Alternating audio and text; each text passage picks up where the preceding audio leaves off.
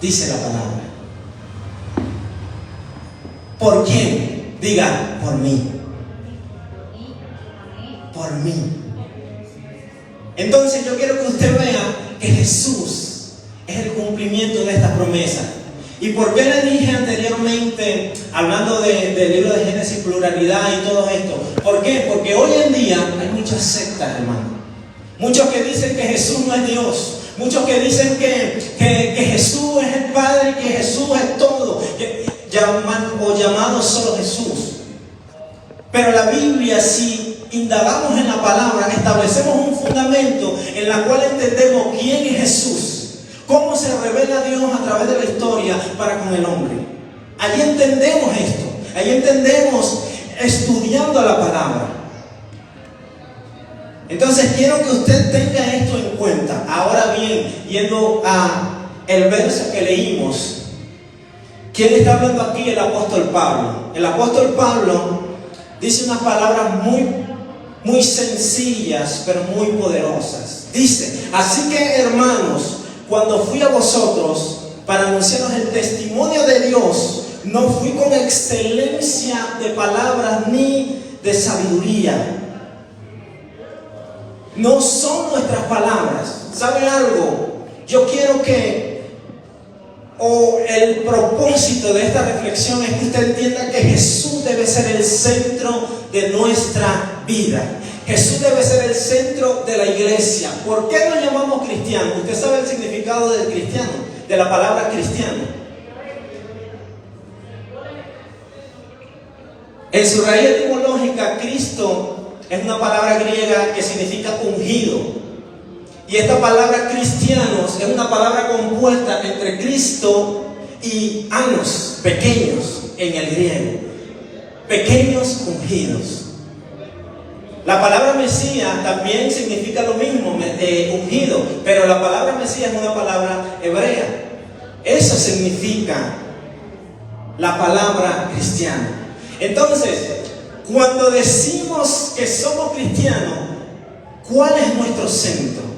¿Cuál es nuestro foco? Dice la palabra, puesto los ojos en Jesús, el autor y consumador de la fe. ¿Sabe algo? Hoy en día la iglesia ha desviado su mirada del autor y consumador de la fe. Cuando Cristo es el centro de todas las cosas en nuestra vida, ahí Dios se glorifica, y lo vamos a ver acá en estos versos que leímos. Así que hermanos, cuando fui a vosotros para anunciaros el testimonio de Dios, no fui con excelencia de palabra o de sabiduría. ¿Sabe algo? Hoy en día las personas cuando predican el evangelio olvidan que Cristo es el centro y van con sabiduría humana, van con sus propias experiencias, van con sus propios shows. Y no es así. Debemos predicar a Cristo, debemos tener a Cristo en el centro. Dice la palabra, verso 2: pues me propuse no saber entre vosotros cosa alguna, sino a quién, a Jesucristo y a este crucificado. Cuando vamos a exponer la palabra, cuando el cristiano, cuando la iglesia viene y se reúne a este lugar, ¿a quién venimos a buscar? ¿A quién? A Dios, a Cristo. Amén, gloria a Dios. Pero que no se desvíe nuestra mirada de Cristo, hermano. Que no se desvíe nuestra mirada de lo que hacemos en este lugar. Es para glorificar a Dios Padre, a Dios Hijo y a Dios Espíritu Santo. Que no se nos olvide que no venimos acá para agradar al hombre, ni porque toco bonito, ni porque hago esto, ni porque sigo. No, lo hacemos para gloria de Dios. Venimos a este lugar es para glorificar al Señor. Venimos a este lugar es para colocar la mirada del Señor, en Cristo. Venimos a este lugar es para llenarnos de Cristo, de su presencia, para adorarle. ¿Por qué? Porque a este crucificado fue el que nos dio la salvación en la cruz del Calvario. Y que no tan solo murió, sino que resucitó al tercer día. ¿Cuántos dicen amén? El que resucitó. Por eso estamos en este lugar. Yo quiero que usted vuelva, o no que vuelva, que recuerde siempre la identidad del Evangelio. La identidad del Evangelio es Cristo mismo. El poder de la palabra es Cristo mismo. Porque así Dios lo predestinó es porque así Dios lo quiso y se reveló al hombre. Ahora bien, dice, pues me propuse no saber entre vosotros cosa alguna sino a Jesucristo y a este crucificado. Y estuve entre vosotros con debilidad y mucho temor y temblor. Fíjese cómo Pablo predicaba la palabra. Fíjese cómo el apóstol, la iglesia primitiva en este momento tenía tanto de Dios, hermano, que dice la palabra que no había ningún necesitado entre ellos, porque la comunión, la comunión que tenían ellos era de tal manera que se ayudaban mutuamente. ¿Por qué? Porque Cristo es el centro, porque Cristo es la palabra, porque Cristo era su foco, porque Cristo era su camino, era su verdad y era su vida, porque predicaba a Cristo con una pasión y con una entrega tan sobrenatural que se glorificaba el Señor de gran manera. ¿Y sabe algo? Aquí en estos versos entendemos cuál es el parámetro, qué indicaciones debemos seguir nosotros al momento de predicar el Evangelio. ¿A quién debemos predicar? A Cristo. Ahora, dice la palabra en el verso 4, y ni mi palabra ni mi predicación fue con palabras persuasivas de humana sabiduría, sino con la demostración del Espíritu y de poder. Para que haya un avivamiento, escuchen, para que haya un avivamiento en una congregación, para que haya un avivamiento en nuestras vidas como personas, Cristo debe ser lo primero. Aquí Pablo predicaba la palabra, aquí establece a quién predico, a Jesucristo y a este crucificado, para que luego de la predicación de Cristo se manifestara el poder de Dios. Bien sea en milagros, bien sea en señales, prodigios, en sanidades, etcétera, etcétera. Pero esto no sucede, mi hermano, sino al momento que establecemos el centro a Cristo. Porque dice, y ni mi palabra ni mi predicación fue con palabras persuasivas de humana sabiduría, sino con demostración del Espíritu y de poder. Pero ¿sabe algo? El primer milagro que sucede al momento de exponer y de predicar a Cristo es la transformación de nuestros corazones. A veces venimos para que Dios haga un milagro en nuestra vida, para que Dios me sane, para que Dios sentir a Dios de una manera poderosa. Pero nos olvidamos que debemos ser transformados hasta llegar a la imagen de Cristo, hasta llegar a ese varón perfecto, como lo dice la palabra. Debemos nosotros tener esto. Ese es el primer milagro, la primera sanidad que hace Dios a través de la predicación de Cristo y a través de colocar a Cristo en el centro. Es la sanidad de nuestro corazón, es la transformación de nuestra vida. La fe viene por el oír y el oír la palabra de Dios. Y el que comenzó la buena obra en vosotros la va a perfeccionar hasta el día de Jesucristo, dice la palabra. Pero esto sucede, mi hermano, cuando Cristo es el centro. Allí se manifiesta el poder de la palabra. Allí en ese momento. Y ni mi palabra ni mi predicación fue con palabras persuasivas de humana sabiduría, sino con demostración del Espíritu y de poder, para que vuestra fe no esté fundada en la sabiduría de los hombres, sino en el poder de Dios. ¿Sabe? Hay algunas personas que su fe está fundamentada en el pastor, porque es el que predica domingo a domingo y expone la palabra. Y a veces la mirada la debemos de Cristo, la colocamos en el pastor, y nuestra fe es la del pastor y no la de nosotros. Y no la que quiere Dios y Cristo que se desarrolle en nuestra vida.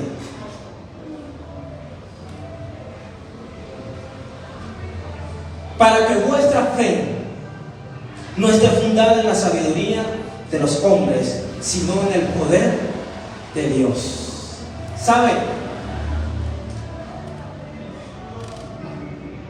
Cuando leemos la palabra, amada iglesia, debemos siempre buscar entender a Cristo. ¿Sabe algo? La Biblia habla de Cristo desde Génesis hasta Apocalipsis. La Biblia habla de Cristo desde Génesis hasta Apocalipsis. El libro de Génesis habla de Cristo. Si no me equivoco, creo que es capítulo 3 del libro de Génesis, verso 15, si no me equivoco, que habla de que le herirán el calcañar y él lo aplastará. Si no me equivoco, parafraseando, usted lo busca y lo estudia. En todos los libros de la Biblia habla de Cristo. El arca de Noé habla de Cristo, mi hermano. El arca de Noé habla de Cristo. Cuando le habla a Abraham, y en ti serán benditas todas las naciones de la tierra, habla de Cristo. Porque era en la promesa de Cristo que íbamos a hacer bendición, mi hermano. En Cristo. Al rey David le dijo: en tu trono será perpetuo, le dice Dios a David. Pero ese cumplimiento se estableció y se cumplió en Cristo. En Cristo se cumplieron todas estas promesas. Y yo quiero, por último, yo quiero que usted vaya conmigo allí al libro de Primera de Samuel 17. Usted conoce la historia. Primera de Samuel, capítulo 17.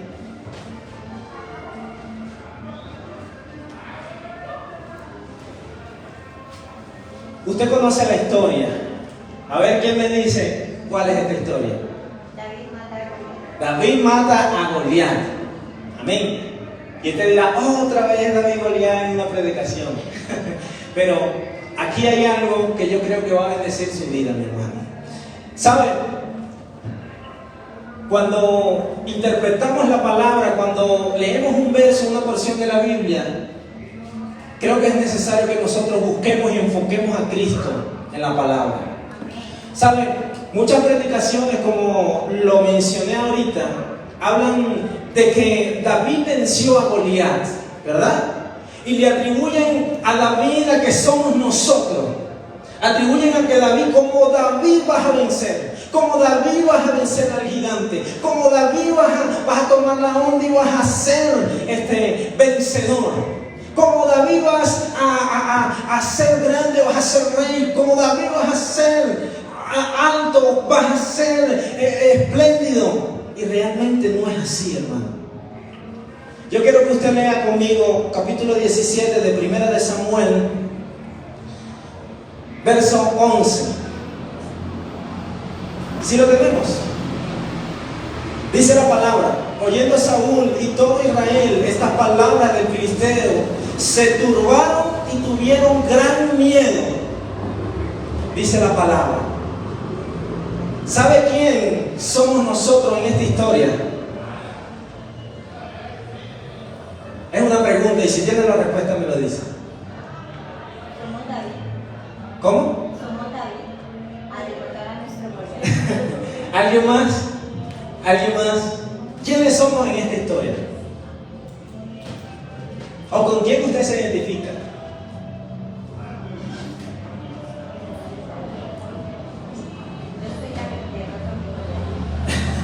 Amén. ¿Sabe quién? O buscando glorificar a Cristo en este pasaje bíblico, ¿sabe quién somos nosotros? Saúl y el pueblo. Atemorizados y temblando porque el gigante estaba vociferando en contra del pueblo en batalla. Nosotros, cuando estábamos en delitos y pecados, así estábamos. Con miedo, estábamos turbados, temblando. ¿Por qué? Porque el pecado nos tenía esclavizado. Ahora, quiero hacer esta pregunta: ¿quién es David? ¿Quién es Cristo en esta historia? ¿Quién cree usted que es Cristo? David. ¿Cómo? David. David. Obviamente, ¿el enemigo quién es? Goliat. Goliat es el enemigo. Pero ¿quién fue el que vino y dijo, quién es ese incircunciso que se atreve a retar al ejército del Dios viviente? David. ¿Y sabe qué hizo Cristo? Cuando nosotros estábamos en temor y estábamos en temblor y estábamos esclavizados en el mundo y estábamos como Saúl y como el pueblo de Israel, vino Cristo y nos salvó. Vino Cristo y peleó contra el gigante, contra el enemigo, y le quitó esa autoridad que tenía. Porque ¿sabe algo? Cuando Cristo venció en la cruz del Calvario, porque aunque fue una muerte, hubo una victoria. Aunque fue una muerte, hubo una victoria, y fue glorificado Dios a través de esa muerte. Allí está Cristo. Por eso le dije, el poder de la palabra es Cristo. ¿Saben? Hay un fundamento, o para estudiar la palabra, y quiero cerrar con esto. Para interpretar la escritura, hay algo que se llama la hermenéutica, y uno de los principios de la hermenéutica es no sacar el texto del contexto. ¿Sí? Cuando leemos la palabra debemos leer los versos anteriores y los versos posteriores para poder entender y hacer una correcta interpretación de la palabra. Hay un verso que usamos mucho: todo lo puedo en Cristo que me fortalece. Aquí yo quiero glorificar a Cristo, mi hermano. En la iglesia se glorifica a Cristo. Dice, todo lo puedo en Cristo que me fortalece. Pero usted ha leído los versos anteriores.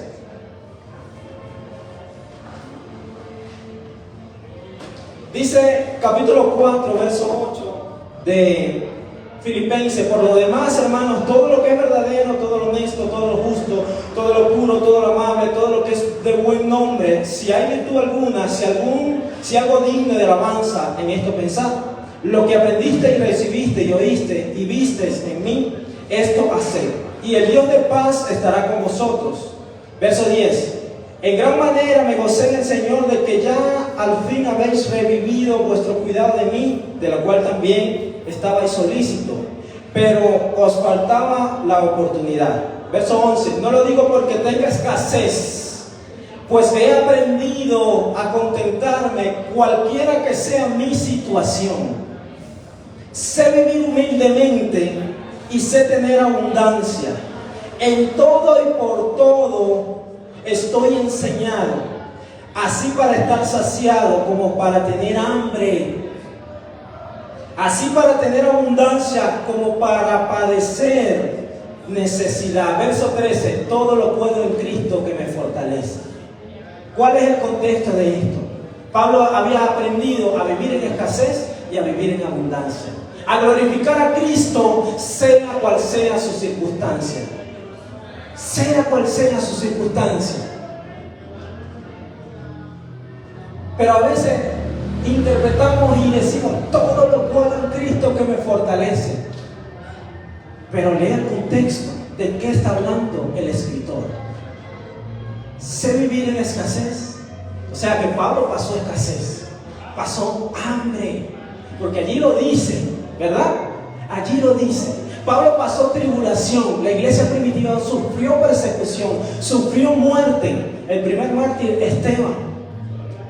La iglesia primitiva vivía esto. Pero hoy, mi hermano, y bendito sea Cristo, hoy la iglesia no está, muchas de las iglesias no está fundada en Cristo. Su centro no es Cristo. Y yo creo que Alto Refugio, gloria al Señor, está sobre la roca.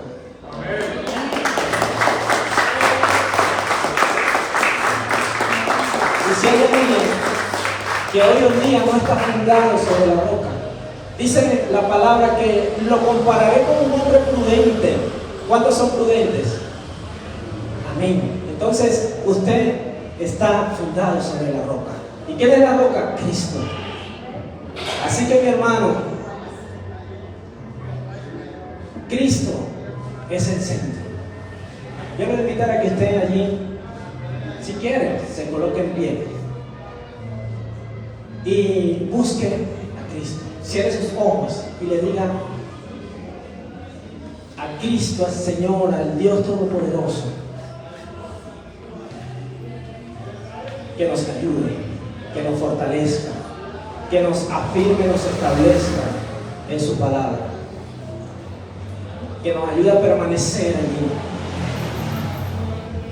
que nos ayude a colocar la mirada en el autor y consumador de la fe. Y si no hay salvación en tu corazón en esta noche, yo creo que el Señor es bueno y justo para perdonarnos. El Señor está a la puerta y llama. Si alguno oye su voz y abre la puerta, dice su palabra, que Él entrará y cenarás con Él